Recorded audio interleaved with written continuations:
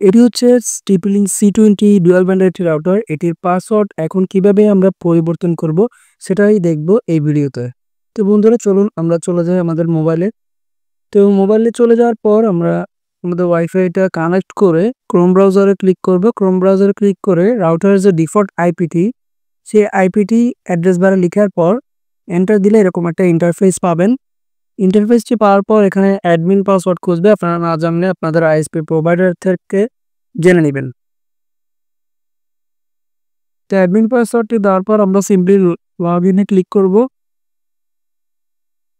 লগইনে click করার পর আপনারা বাম সাইডে কিছু অপশন পাবেন। ওয়্যারলেস 2.4 গিগাহার্টজ এবং ওয়্যারলেস 5 গিগাহার্টজ। তো আপনার ডুয়াল ব্যান্ড রাউটার যেহেতু, তো এখানে নাম দুইটা শো করবে, তো আপনারা দুইটাই সেমভাবে পরিবর্তন করবেন। তো এখানে দেখতে পাচ্ছেন পাসওয়ার্ড সিকিউরিটিতে। তো পাসওয়ার্ডটি আপনারা এখান থেকে মুছে আপনাদের ইচ্ছা মতো পাসওয়ার্ডটি দিবেন। তারপর নিচে দেখতে পাবেন সেভ একটা অপশন। সেভে ক্লিক করবেন, নর্মালি আপনার পাসওয়ার্ড চেঞ্জ হয়ে যাবে। তো আমরা এখানে আরও একটি অপশন পাবো, সেটা হচ্ছে ওয়্যারলেস 5 গিগাহার্টজ। দেখুন আমার নামের পাশে একটি 5G থাকবে।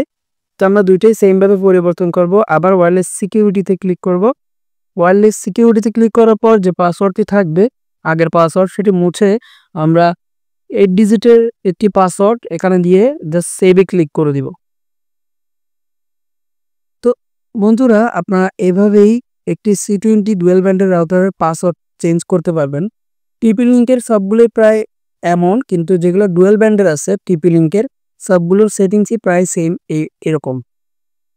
তো পাসওয়ার্ড চেঞ্জ করার পর এখানে DHCP-তে ক্লিক করলে আপনারা নিচে দেখতে পাচ্ছেন ডিএসসিপি এবং ডিএসসিপি ক্লায়েন্ট লিস্টে দেখতে পাবেন কতজন ইউজ করতেছে।